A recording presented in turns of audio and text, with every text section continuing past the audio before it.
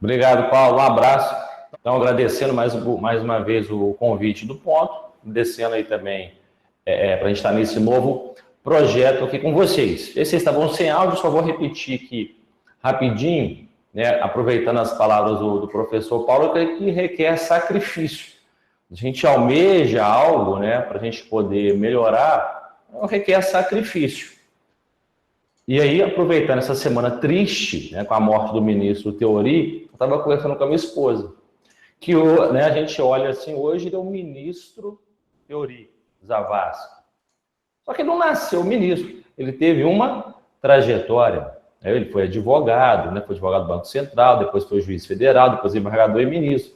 Então ele não caiu de paraquedas ali, né, no Supremo Tribunal Federal. Para ele passar naqueles concursos, teve sacrifício.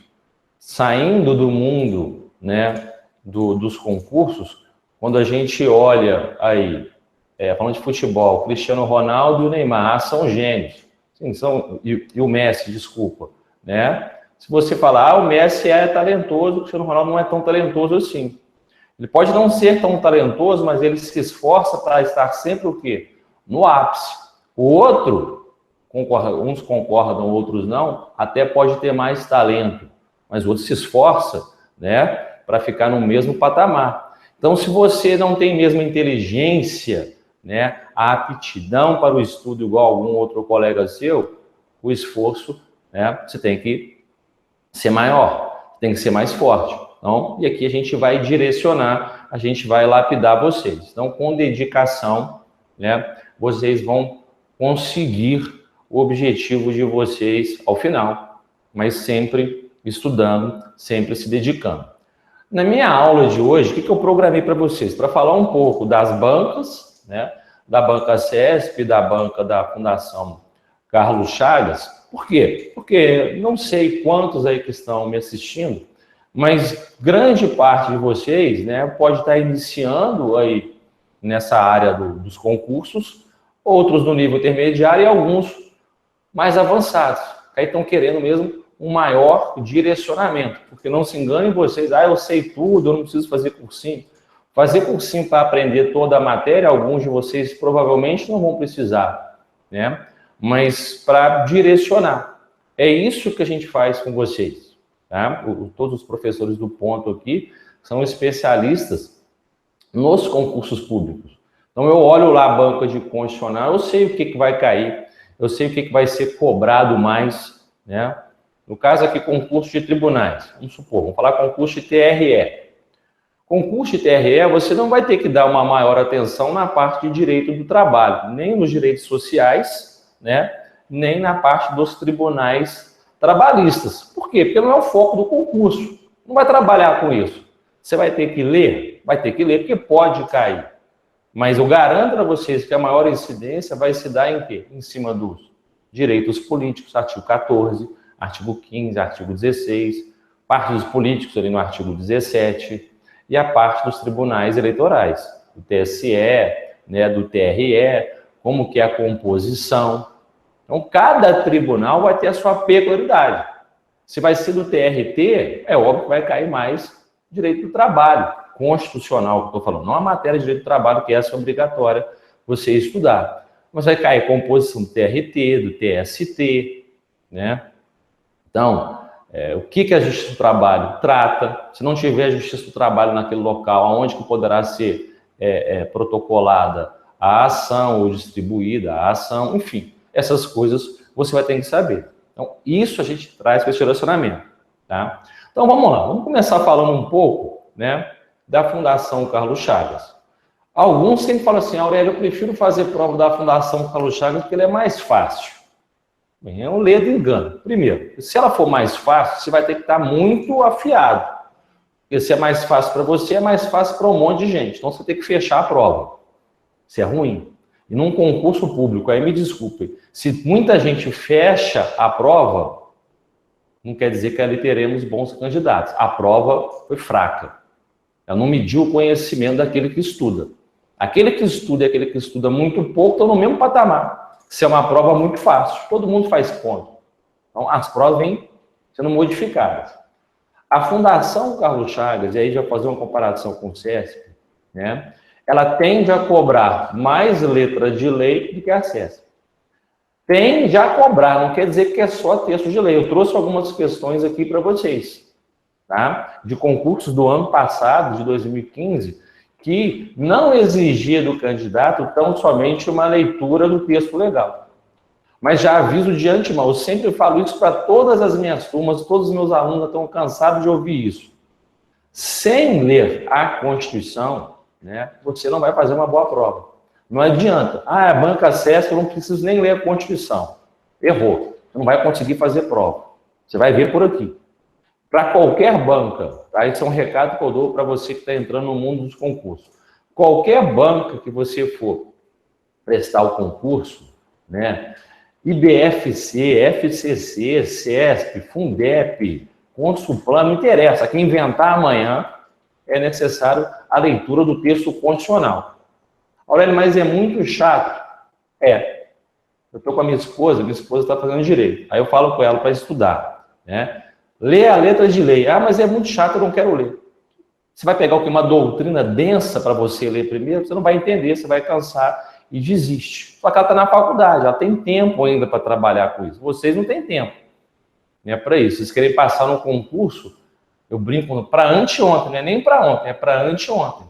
Mas para isso você precisa ter uma bagagem, né? E não é pegando doutrina que vai ter essa bagagem. O ideal é, você pega um resumo depois, no curso aqui a gente até passa alguns resumos, mas o ideal é fazer a leitura de lei. Eu tenho amigos que são promotores, juízes, olha a primeira fase do concurso deles. Um dia, Aurélio, eu não quero fazer concurso para juiz ou promotor. Né? Eles não precisam ler lei seca. Pega, né, hoje não, vocês vão assistir a aula, mas pega um dia aí, deixa eu ver um concurso aqui do promotor de Minas Gerais. Pega uma questão lá, mesmo que você não saiba, né, olhe e procure a resposta, onde que vai estar? Letra de lei. Não adianta você se preparar para um concurso sem ler, sem dominar o texto constitucional. Tá? Então, tanto para a SESC quanto para a Fundação Carlos Chagas. E o outro recado aqui, na Fundação Carlos Chagas, não está mais só com texto de lei. Está exigindo, tal qual a SESP, um raciocínio por parte do aluno. E é isso que eu vou demonstrar para vocês em algumas questões que eu trouxe aqui. Tá? Gosto muito das bancas. Hoje elas estão com estilos parecidos. A diferença é que a SESP é mais conhecida por certo e errado. Né? E por descontar ponto lá, a questão que você errou, vai tirar uma que você acertou, ou 0,25, aí depende da sua prova. Todo mundo conhece, mas a SESP também tem questões de marca X. Tá? Então, vamos tomar cuidado quando você for estudar, daí a importância do nosso curso. É lógico que a gente está aqui para vender o curso, mas também a gente não vai falar mentira para vocês. Né? Sem você tiver um bom raciocínio, o que significa aquilo dali, você não vai andar para frente. Por exemplo, alguns concursos de nível médio, né, só de escolaridade, que a prova não é mais de nível médio, colocam um texto jurídico. Coloca lá um texto do ministro Barroso, do Gilmar Mendes, como aconteceu. Né? Você tem que saber o que está escrito ali, você tem que entender o que está escrito ali. Se você não entender, você não vai conseguir resolver. Eu trouxe algumas questões nesse sentido aqui, que não dependem tão somente do texto de lei, mas ele é imprescindível. Correto? Então vamos trabalhar algumas questões aqui, se esgotar o tempo ou não acabar, não tem problema, depois eu passo o gabarito para vocês. O ideal é apresentar o quê? Para vocês, como que é cobrado e como que você deve estudar. Correto? Então vamos lá, moçada, para ver algumas questões aqui. Primeira questão, técnico judiciário, TRT 20, concurso do ano passado. Vejam que veio lá com situação hipotética, tal qual prova da SESP. Isso aqui é da FCC. Então lá, considere a seguinte situação hipotética. Raquel, Regina e Henriqueta são irmãs. Regina está sendo acusada pela prática, no ano de 2015, de crime de furto qualificado. Aurélio, eu não faço direito, eu não sei o que significa aqui furto qualificado. Por enquanto, não interessa para a gente saber, não. Mas aí você marca, furto qualificado. encontrando-se foragida. Importante. A polícia local, suspeitando que as irmãs estão escondendo Regina, decide fazer uma busca minuciosa da acusada. Neste caso, observando-se que Raquel reside em um barco, a importância aqui. Aurélio, ninguém mora num barco. No concurso mora, a gente tem que preocupar com o concurso. E que Henriqueta reside em um hotel. Olha só, um barco e um hotel. A busca de Regina. Questão muito importante. Trata do quê? Direitos fundamentais, artigo 5º, mais precisamente, inciso 11. Vamos lá. Poderá ser feita tanto no barco como no hotel, durante o dia ou à noite, desde que haja determinação judicial. Será que isso aqui está correto? Vamos analisar as alternativas, depois eu volto explicando. Poderá ser feita tanto no barco como no hotel, em qualquer dia e em qualquer horário, uma vez que não são considerados domicílio. Olha só, aqui que é importante. Não são considerados domicílio. E, sendo assim, não são invioláveis, fazendo-se necessária a determinação judicial. Letra C. Não poderá ser feita no hotel, uma vez que se trata de propriedade privada de terceiros, mas poderá ser feita no barco desde que durante o dia e por determinação judicial. Então, aqui afirmou que não pode ser feita em um dos locais. Letra D. Poderá ser feita tanto no barco como no hotel, durante o dia ou à noite, independentemente de determinação judicial. Então, aqui falou que pode nos dois, mas independe de determinação judicial.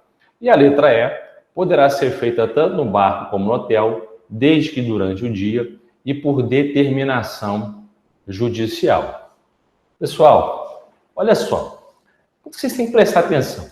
Se você lesse o artigo 5º, inciso 11 da Constituição, e eu falo com os alunos, esse artigo 5º, inciso 11, dá para o examinador montar assim umas 15, 20 questões só sobre ele. Só sobre ele dá para trabalhar. Tá? E aqui é um exemplo disso. Quando você lê, está mais ou menos assim: a casa é asilo inviolável do indivíduo, ninguém nela podendo penetrar, salvo consentimento do morador, flagrante delito, prestar socorro ou desastre, ou durante o dia por determinação judicial. No curso, a gente trabalha de forma mais meticulosa ali, apresentando todos os detalhes. Aqui eu vou ser mais rápido por causa das outras questões. Mas veja bem, só com a leitura do dispositivo não ia resolver. Porque aqui falou um hotel e falou um barco. Aurélio, não tem hotel escrito ali, não tem barco escrito ali, então acho que não pode entrar em nenhum lugar. Eu acho que é aquela alternativa lá que não pode entrar, porque eles não são considerados domicílios.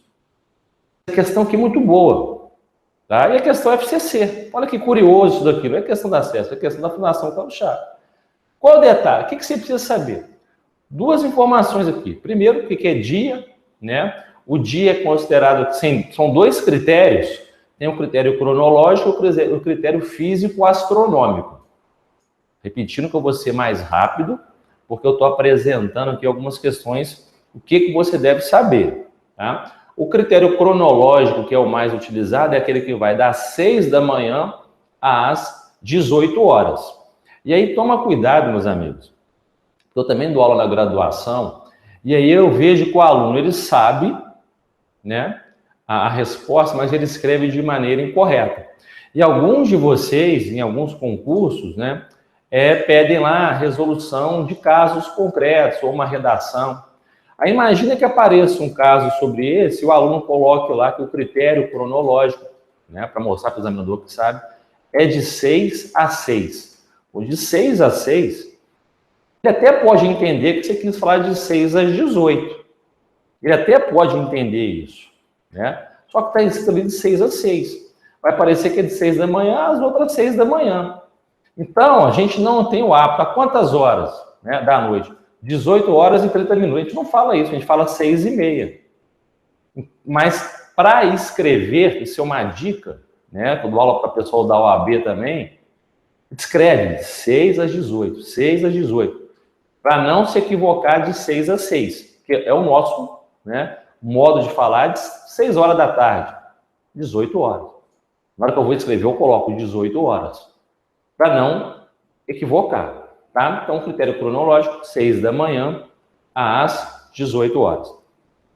Esse é o cronológico. O físico astronômico, não é astrológico, não é de astrologia aqui, físico astronômico é da aurora ao crepúsculo, do amanhecer ao anoitecer. Veja bem, depende do que foi apresentado na prova. Aqui não pediu isso, falou só durante o dia, tá? E a outra informação importante, casa.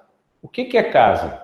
Da onde que a gente vai procurar, né, os conceitos de casa? Vai ser lá do Código Penal, no artigo 150, que trata do crime de violação de domicílio. Lá ele fala o que é considerado como casa e o que não é considerado como casa. O que pode ser considerado como casa? Aí qualquer compartimento habitado, qualquer um compartimento habitado, tá? Então um barco poderia ser? Poderia. Se a pessoa mora ali, qual foi a informação? A pessoa mora ali, ela reside no barco. Poderia ser num trailer, poderia ser numa cabana, tá? Então qualquer compartimento habitado. Outro, aposento ocupado de habitação coletiva.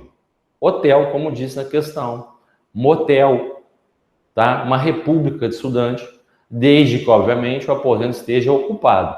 Veja bem que não é o hotel inteiro. Se você está no saguão do hotel, ali não é casa. É o quarto onde você está hospedado. E a terceira e última, que não apareceu aqui, né? Local não aberto ao público onde alguém exerce atividade ou profissão. Escritório de contabilidade, de advocacia, consultório médico, psicológico, enfim. Desde que seja fechado para o público em geral, né, ali é considerado como casa. No curso eu trabalho outros, por exemplo, supermercado, é casa ou não é? Um botequim, é casa ou não é? Né? A boleia do caminhão, é casa ou não é? Então, no curso, a gente acaba especificando isso tudo, que pode aparecer para vocês, né, em prova, para confundir. Então, vou decorar só para a Fundação Carlos Chagas e vou fechar a prova. Aqui, meus amigos, já não ia fechar, tá? Então, neste caso aqui, a nossa resposta vai ser a letra E. Pode entrar tanto no barco como no hotel, desde que durante o dia e, óbvio, por determinação judicial. Questão muito boa essa daqui. Outra também do mesmo concurso. É uma questão mais chata, essa parte de competência. Mônica e Camila estão estudando para realizar a prova do concurso público para provimento do cargo de técnico judiciário, área administrativa do TRT, 20ª região.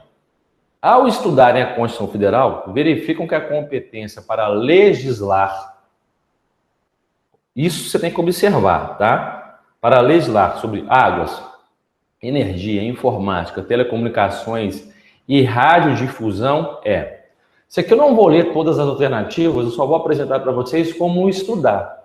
Por quê? Isso está caindo em diversos concursos. A maioria dos concursos que eu estou olhando, dos últimos anos, está caindo nessa parte. Trata aqui da parte de competência dentro da organização político-administrativa que se inicia ali no artigo 18, 19, 18 cai muito ainda, vocês vão ver aqui. Mas é aquela parte das competências, artigo 20, 21, 22, 23, 24, né? Depois fala dos entes federativos. Eu tenho que estudar aquilo ali e decorar, meu amigo, para decorar aquilo você tem que ser muito bom. Muito bom mesmo, tem que ser bom demais a decorar, porque não dá para decorar. Infelizmente, quer dizer, dá para decorar, né? Tem gente que consegue decorar, mas lembre que você não vai fazer só prova de constitucional, nem prova só de competência. Você tem outras matérias, informática, eleitoral, né? E cada um com uma dica, com uma dificuldade também. E o professor fala, decora isso, decora aquilo. Imagina 10 professores falando decora. Você vai ficar maluco. Então, a gente tem que otimizar o nosso estudo. Os principais artigos para estudar. Artigo 20, breve leitura. Os bens lá da União. Não preocupa com aquilo, não. Artigo 21, competência da União. Falou, compete à União. Tá lá. chama de uma competência administrativa. Você dá uma olhada no 21.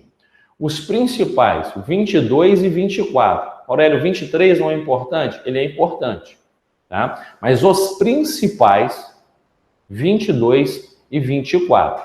No 22, fala que compete privativamente à União legislar.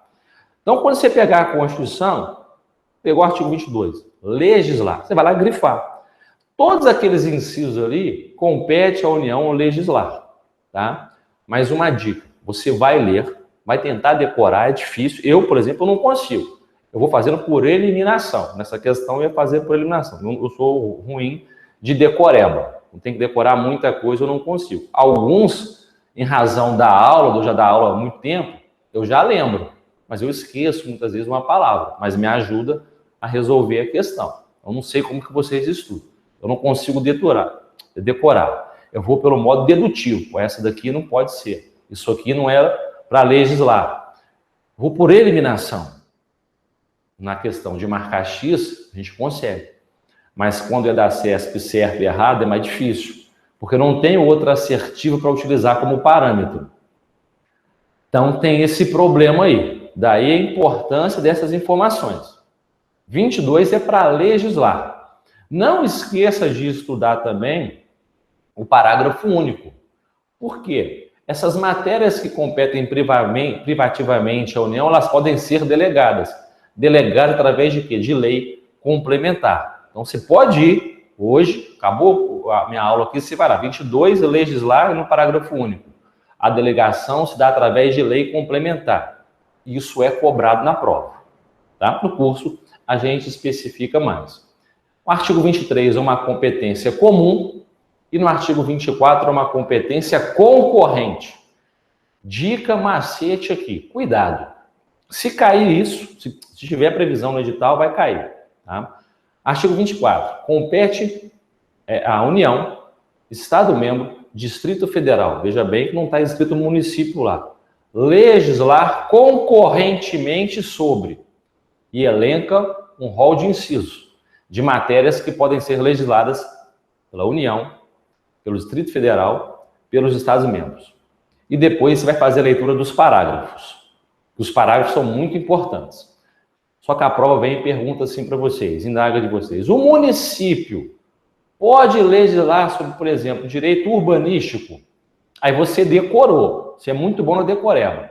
Eu lembro do artigo 24. Compete à União, Distrito Federal e Estado-membro. Não falou nada do município. Então, vou colocar aqui que está errado. Você errou a questão, porque um município pode legislar sobre direito urbanístico. Ele pode legislar sobre direito tributário.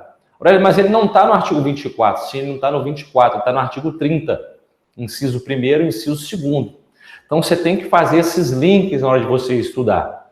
Se ninguém te orientar quanto a isso, você não vai errar. Você não vai acertar, desculpa. Tá? Para vocês terem uma ideia, uma vez caiu na prova da Defensoria Pública aqui de Minas Gerais, em segunda etapa, uma questão dessa. E um monte de gente foi lá só no artigo 24, não sabia. Né? Aqui, ó. Ninguém vai colocar uma questão dessa, né? Com consulta. Quem sabia, vai lá no 24, com o 30, faz a conjugação, uma análise e responde. Quem foi só no 24, errou. Só pela decoreba, você erra. No curso, a gente especifica isso. Tá? No caso aqui dessa questão, que era uma questão chata, eu já vou direto aqui, como é legislar, só pode ser do artigo 22, tá? Aqui é competência, vou marcar aqui, letra B, privativa da União, tá? Concorrente é do artigo 24, não poderia ser, comum é do artigo 23, comum também é artigo 23, tá? Uma dica, pessoal, é que o artigo 23, que é a competência comum, né? A competência ele sempre se inicia com o verbo, tá? Então aí ajuda pra caramba a gente eliminar as alternativas. E concorrente do 24, não é pra gente aqui, tá? Olha que questão boa aqui também do mesmo concurso.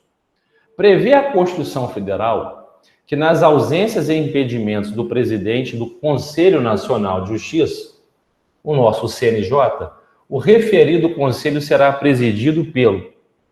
Olha que questão boa. Aurélio, exige decoreba? Exige, tá? Essa parte lá de poder judiciário. Vamos ver as alternativas. Presidente do Superior Tribunal de Justiça, vice-presidente da República, presidente do Congresso Nacional, vice-presidente do Supremo Tribunal Federal, presidente do Tribunal Superior do Trabalho. Qual que vocês marcariam aqui? Algumas são ridículas, né? Essa aqui seria ridícula, essa aqui seria ridícula. Mas sobrou aqui, ó, presidente do STJ, o presidente do Congresso Nacional também fica fácil, ou vice-presidente do Supremo Tribunal Federal. Qual alternativa seria correta? Meus amigos, a alternativa correta, letra D de dado. E aqui eu vou passar uma dica para vocês. É uma questão boa, não era uma questão muito difícil, mas eu poderia dificultá-la. O examinador poderia dificultá-la. Quando você lê, a gente não presta, a gente presta muita atenção na competência. O número de membros do CNJ, né? Olha lá, quem vai ser indicado? Guarda o seguinte, né? Quem vai presidir o CNJ é o presidente do STF. Falando sobre a presidência, tá? Quem vai substituir o presidente do CNJ não vai ser o vice-presidente do CNJ ou de outro tribunal. Vai ser sempre ministro do STF. No caso, vice-presidente do STF. O que eu quero dizer com isso? Para você não cair em nenhuma malandragem da banca examinadora, né? Quando você decorou lá, em nacionalidade, os cargos privativos de brasileiro nato, que estão lá no artigo 12, parágrafo 3º, você tem que lembrar desse daqui. O cargo de presidente do CNJ é privativo também de brasileiro nato. Por quê? Sempre, aí que não tem exceção, sempre quem vai presidi-lo é um ministro do Supremo Tribunal Federal. Quem preside? O presidente do STF. E na ausência dele, o vice-presidente do STF. E todos os ministros do STF têm que ser brasileiro nato. Olha como que poderia confundir você. Membro do CNJ, membro, todos ali, exige a condição de brasileiro nato? Não, não exige. Agora, na sua presidência, sim. Por quê? Porque só pode ser ministro do STF. Olha que curioso. Mais uma questão sobre o CNJ que poderia ser cobrada, né? Todos ali, todos, cuidado com isso, todos ali deverão passar pela chancela do Senado? Não. Por quê? Porque a própria Constituição falou que o CNJ é composto pelo presidente do STF, ou seja, eu já sei quem que vai ser.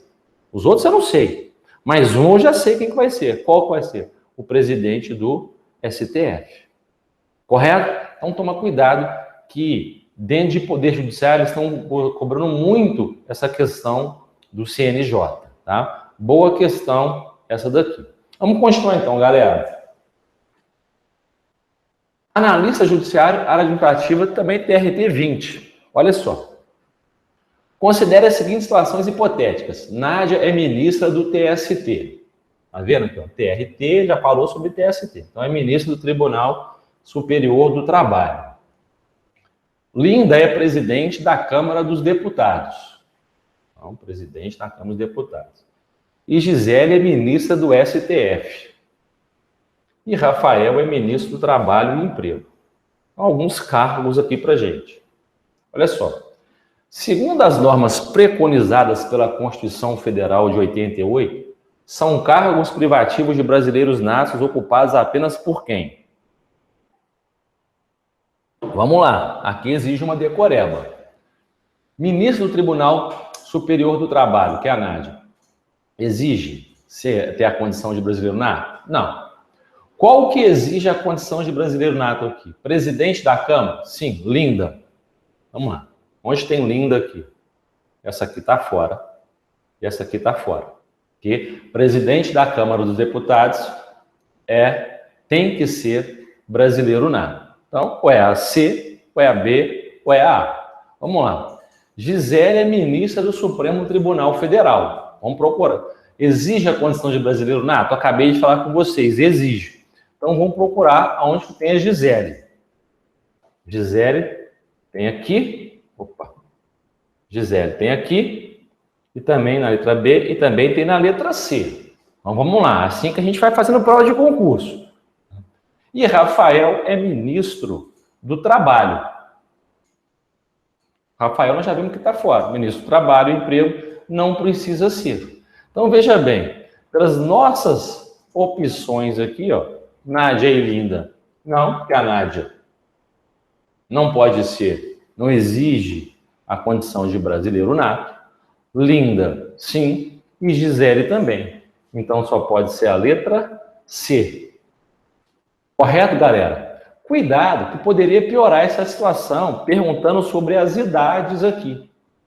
Ministra do Tribunal Superior do Trabalho, mínimo de 35 anos. Presidente da Câmara dos Deputados. Né? Aí aqui há a discussão do regimento interno, mas para ser deputado exige mínimo de 21. Né? Ministra do Supremo Tribunal Federal, mínimo de 35. E Rafael é ministro do Trabalho e Emprego, mínimo de 21. Cuidado, galera. Só aqui, né, a gente passa algumas dicas. É óbvio que a gente não vai passar todas as dicas para vocês aqui em razão do tempo e também lá com o nosso, nós vamos dedicar muito mais para os nossos alunos. Cuidado com só decoreba. Né? Processo mnemônico é legal, tem muito professor que trabalha com isso, eu trabalho também em alguns pontos, mas vamos tomar cuidado. Né? Uma vez o aluno fez a seguinte pergunta assim para mim na sala de aula. Professor, qual que é a idade, né, que a Constituição existe para ser ministro? Beleza. Poderia ser feita uma pergunta dessa na prova? Não, ela é muito aberta. Eu respondi para ele assim, ministro do quê? Aurélio, como assim ministro do quê? Eu estou perguntando claramente de ministro de Tribunal Superior. Sim. Só que qual que é a maldade da prova? Se você guardar tão somente que ministro, a idade mínima é 35 anos, você guardou ministro. Né? Só que é ministro de tribunal, ministro do STJ, do TST, do STF. E aí vem um ministro o quê? De Estado. A idade é mínimo de 21. Então, cuidado com isso. O ministro do Trabalho e Emprego com 30 anos foi nomeado. Mas você está errado, tem que ter 35. Não está errado, não. Ministro aqui do Poder Judiciário, guarde assim. Eu guardei assim e resolve o problema. Ministro, Poder Executivo, Ministro do Estado, Ministro da Defesa, Ministro da Casa Civil, do Esporte, né? Que é o presidente que indica direto. Eu quero que seja o Aurélio, eu quero que seja o Ícaro, eu quero que seja o professor Macarrão, o professor Paulo. Ele indica lá, acabou, ele que indica. E tira também. Né? E o Ministro do Poder Judiciário, que aí depende da chancela do Poder Legislativo. Então, cuidado com isso. Quando você decora, você pensa que está se achando o cara. Ah, eu sei que é mínimo sempre de 35. Não. Então, toma cuidado com isso. Outra dica que a gente pode passar aqui também para vocês é o seguinte. Dos tribunais superiores é sempre 35, 65, mínimo e máximo. Da segunda instância, mínimo de 30, máximo de 65. E na primeira instância não tem idade. Você pode passar para qualquer concurso com qualquer idade. Então, o rapaz é juiz com 27 anos de idade? Pode. Não tem problema. Ele não pode ser desembargador com 28, com 29. Só vai poder ser com 30. Tá? Enfim, então guarda, sim, a qual que é a idade para ser ministro do TST? TST é Tribunal Superior. Então, 35 a 65. E do TSE, a mesma coisa, é Tribunal Superior. E do TRE? Segunda instância, moçada, 30 a 65. Você não precisa estudar cada tribunal para decorar as idades. É só você lembrar, segundo grau e tribunais superiores. Só aí você ganhou tempo. Só nesses 30 segundos que eu falei aqui, você já ganhou. Em vez de ficar estudando eleitoral, estadual, militar, federal, enfim, você já ganhou tempo. E a gente, que é concurseiro, a gente precisa de otimizar o nosso tempo. Correto? No curso, a gente trabalha de forma mais verticalizada. Esse é o nosso objetivo aqui. Verticalizar, aprofundar e trabalhar dica. Dica em cima de dica. Pensando com a cabeça de examinador. Como eu sou professor de graduação também, eu tenho que montar a prova. Então, não fico repetindo questão, porque, lógico, os alunos eles passam as provas para os outros. Então, eu fico pensando como cabeça de examinador. Eu vou colocar isso daqui. Eles já estão sabendo isso, vou fazer essa pegadinha aqui. É isso que a gente traz para vocês. Correto, moçada? Então, vamos continuar o nosso estudo aqui. TRF, quinta região, né, boa, de 2012. Presta atenção aqui. Ó. Na Faculdade de Direito W, o professor de Direito Constitucional, o Baldo, está lecionando aula a respeito do STF. Então, mais uma vez, judiciário. Sempre cai muita coisa de judiciário em tribunais, né? Sempre. A gente não pode abrir mão. Em especial sobre a súmula vinculante. Em sua aula, o Baldo afirmou corretamente que, de acordo com a Constituição Federal Brasileira, a aprovação da referida súmula poderá ocorrer. Vamos lá. Informações importantes. Pode ser de ofício e pode ser por provocação. Então, por exemplo, a letra B está fora, apenas por provocação. Eu já elimino ela de cara. Eu já sei, no curso eu passo para vocês. Você lê na Constituição, de ofício por provocação. Vamos ver agora. E deverá ocorrer mediante decisão de, no mínimo, 1/3.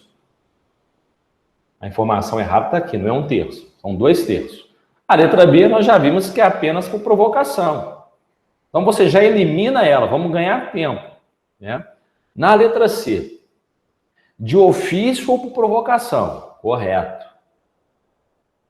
Tá? Correto, vamos lá. E deverá ocorrer mediante decisão de 2/3 dos seus membros. Opa, o quórum é esse. 2/3.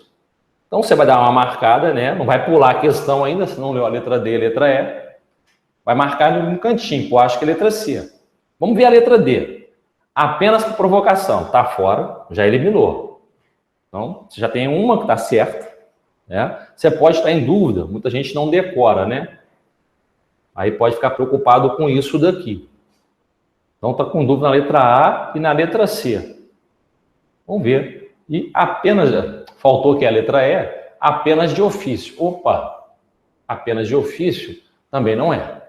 Então, você que não consegue decorar, porra, Aurélio, eu já sei que é de ofício por provocação, minha dúvida é 1/3 ou 2/3. Gente, são 2/3. Então, no nosso caso aqui, a gente marcaria a letra C. O que é cobrado muitas vezes também é que quando a súmula é descumprida, cabe reclamação direto no STF. Tá? Ficar atento com isso daí. Outra aqui, ó, como eu disse no início da aula, TRE de São Paulo, vai ter o concurso por agora. 2012 também. O mecanismo pela qual os ministros do Supremo Tribunal Federal, poderia ser do STJ também, são nomeados pelo presidente da República após a aprovação da escolha pelo Senado Federal, decorre do princípio constitucional da, olha só, moçada, separação de poderes, soberania, cidadania, inafastabilidade do poder judiciário, solução pacífica dos conflitos. O que eu disse para você no início da aula? Que não é simplesmente decorar. Decorar não vai adiantar. Aqui não adiantava. E pode gerar certa dúvida. Alguns aqui dava para fazer assim, tranquilamente por eliminação. Mas é uma questão médio para difícil, não super difícil, né? Porque dá para você eliminar 3 de pronto ali. Mas era uma questão que exigia o quê? Raciocínio do candidato. Não mera decoreba, porque a mera decoreba né? Vai acontecer por agora, fevereiro, março, a indicação de um novo ministro. O presidente indica, né, um nome, esse nome vai ser sabatinado lá no Senado Federal, e o nome dele, para ser aprovado, exige o quê? Maioria absoluta. Regra, no curso eu trabalho nos tribunais, aí eu trabalho de forma mais detida. Regra, moçada, sempre que o presidente indica um ministro, vai passar pelo Senado Federal. A casa é o Senado. A casa é o Senado. Nunca vai ser a Câmara. A Câmara não vai deliberar sobre essa questão, se aprova ou não o ministro. E regra é que é por maioria absoluta. Regra porque tem exceções. Exceções a gente trabalha no curso. Tá? Matéria eleitoral tem que tomar muito cuidado com isso daqui. Quem vai fazer concurso para TRE, eles adoram cobrar isso, porque o cara decora a regra e esquece de ver as exceções. No curso a gente trabalha. Cuidado, para ser ministro do Supremo Tribunal Federal, né? Vamos supor numa questão de concurso. O Michel Temer agora vai indicar para ministro do Supremo Tribunal Federal um amigo dele, né? Que é um engenheiro. Vamos supor que aparecesse isso na prova. Eu colocaria uma questão dessa na prova. Um engenheiro de notável saber jurídico. Ele é bom em engenharia, ele formou em engenharia, mas ele sempre estudou direito. Ele não fez graduação em direito, mas sempre estudou. Escreveu artigos, escreveu livros. Então, ele é muito bom, ele sabe muito de direito. Tá? De todas as áreas do direito. Ele é muito bom, mas nunca quis ser advogado e fazer concurso. Era o hobby dele. Ele sabe muito de direito. Tá? Em tese, ele poderia ser ministro? Aurélio, quais são os requisitos? Ele tem 38 anos. Pô, pode. 35 para 65, 38. Ele tem notável saber jurídico? Tem. A prova me falou que tem. Ele tem reputação ilibada? Né? Sim. É uma pessoa proba? Sim. O Senado poderia aprová-lo? Moçada, é óbvio que sim. É óbvio que sim. Na prática, isso não vai acontecer, tá? Mas numa questão de concurso, é óbvio que pode acontecer. Por quê? Para requisito do brasileiro nato, obviamente. Requisito de ministro para ser ministro do Supremo Tribunal Federal tem que ser brasileiro nato, né? Ser cidadão brasileiro nato.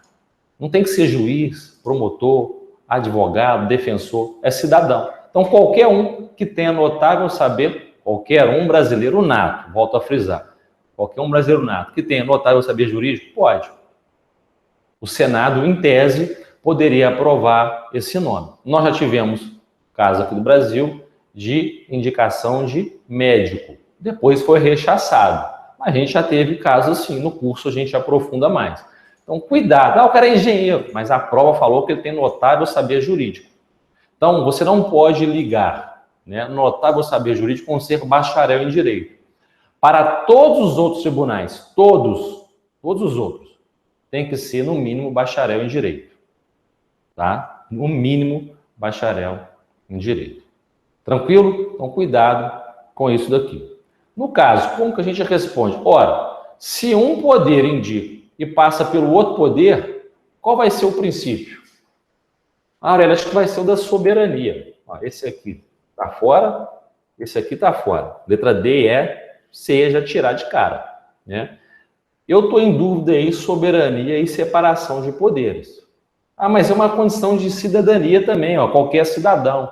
Moçada, ministro do STF, Poder Judiciário, é nomeado pelo presidente da República e é aprovado pelo Senado Federal, falou sobre os 3 poderes aqui. Então, qual vai ser o princípio constitucional? O princípio da separação de poderes. Aqui se aplica aquele princípio dos freios e contrafreios, ou freios e contrapesos. Um poder controlando o outro. Correto? Então, cuidado, boa questão essa do TRE de São Paulo, lá de 2012, mas que pode aparecer novamente. Essa aqui não é de tribunal, mas eu quis trazer para vocês porque pede a estrutura do poder legislativo. Tá? Trata mais especificamente sobre o artigo 44 da Constituição. Olha só. Sobre a estrutura do poder legislativo na esfera federal, estabelece a Constituição que aqui não basta decoreba, por isso que eu coloquei, tá? Isso é da Fundação Carlos Chagas. A Câmara dos Deputados compõe-se de representantes do povo. Até aqui está correto. Eleitos pelo sistema majoritário. Errado. Por quê? Câmara dos Deputados melhor dizendo, deputado, né, é sistema proporcional. Qualquer deputado, federal ou estadual. E também para vereador, é o sistema eleitoral. Então aqui você já ia eliminar. Letra B. O Senado Federal compõe os representantes dos estados do Distrito Federal. Até aqui está correto. Eleito segundo o princípio proporcional. Está errado. Majoritário. Tá? E aqui é majoritário simples. Letra C. A renovação da composição do Senado Federal ocorre a cada 4 anos, alternadamente por 1/3 e 2/3 dos membros da casa. Está correto isso daqui. Letra D. Cada senador será eleito com um suplente. Não é um suplente, são 2 suplentes para um mandato de 4 anos. Não são 4 anos, são 8 anos. E letra E. O Senado Federal compõe-se de representantes do povo eleitos segundo o princípio majoritário. Aurélio, tem 2 questões corretas aí. Cuidado, já falei que não é decoreba. Eles não são representantes do povo, eles são representantes dos estados. Então, a única alternativa correta aqui era a letra C. Tá? Aqui, moçada, no curso a gente trabalha, né, com mais tempo, mas eu passo uma dica para vocês aqui. Né? Sistema majoritário pode ser o absoluto, pode ser o simples. O senador é o simples. Né? Proporcional, deputado federal, deputado estadual, vereador. Então você tem que tomar cuidado com isso daí. Quanto ao mandato, o único diferente é o senador, que são 8 anos.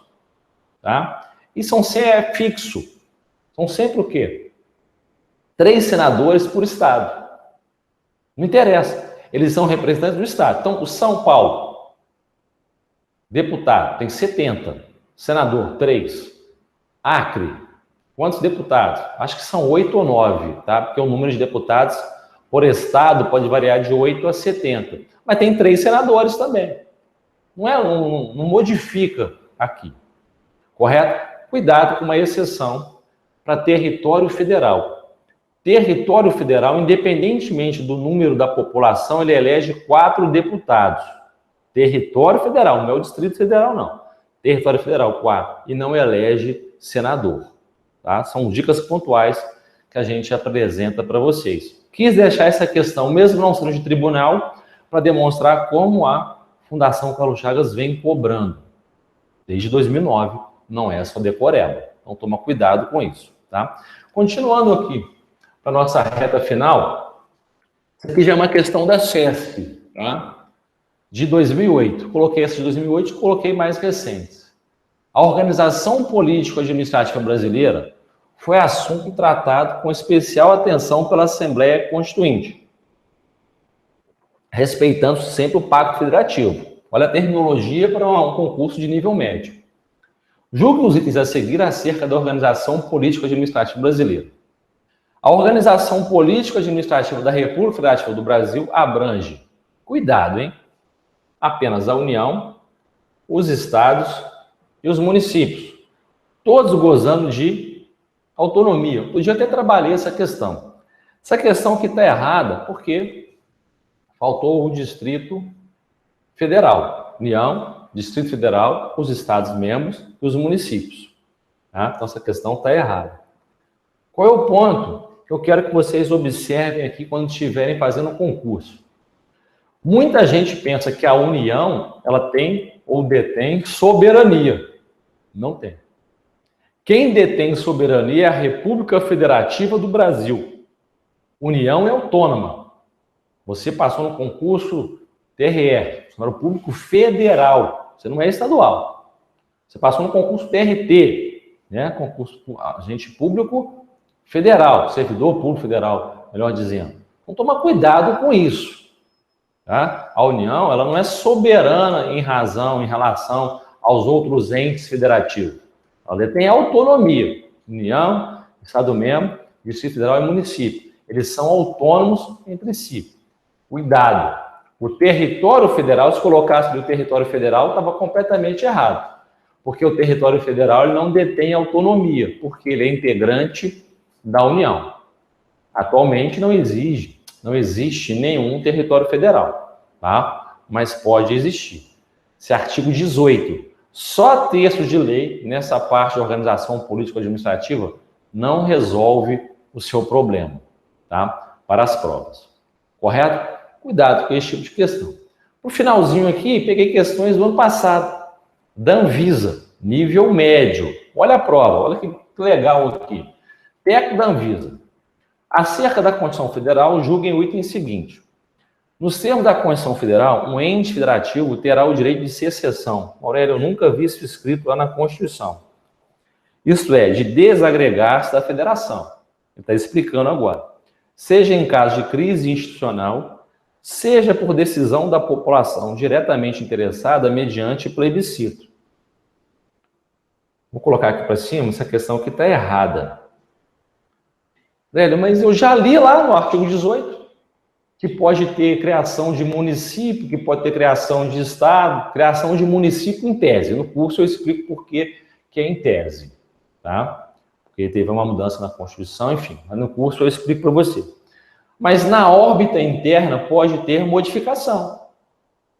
O estado de Minas Gerais pode deixar de existir, ele pode se unir com o Rio de Janeiro, com São Paulo, com Bahia, com o Espírito Santo, enfim.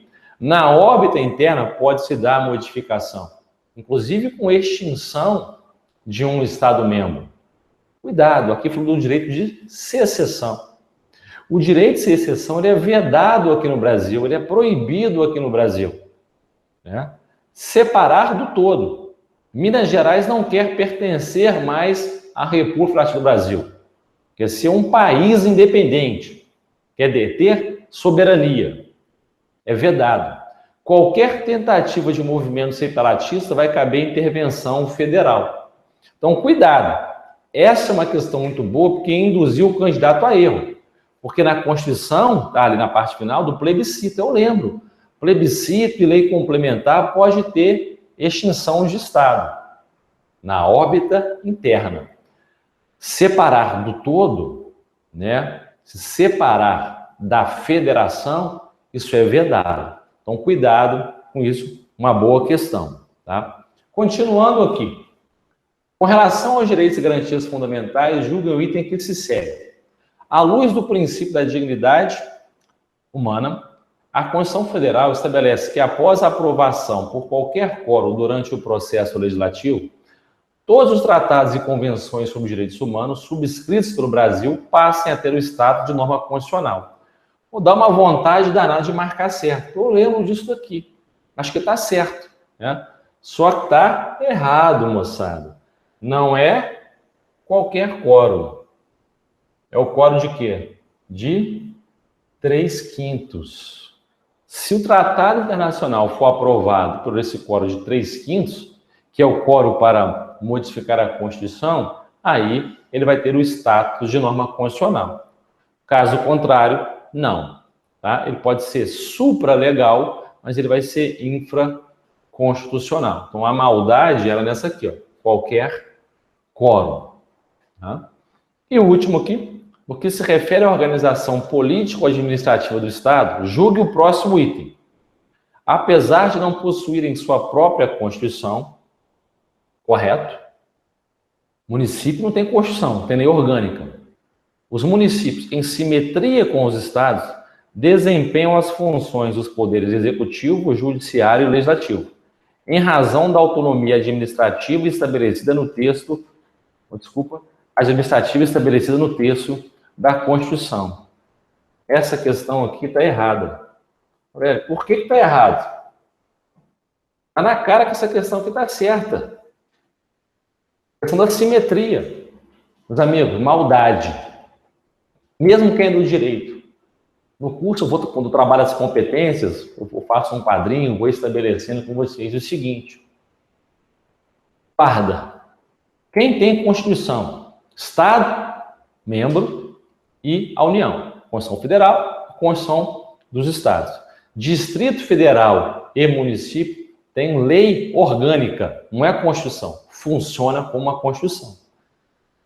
Então, a primeira parte está correta. Não tem Constituição, tem lei orgânica.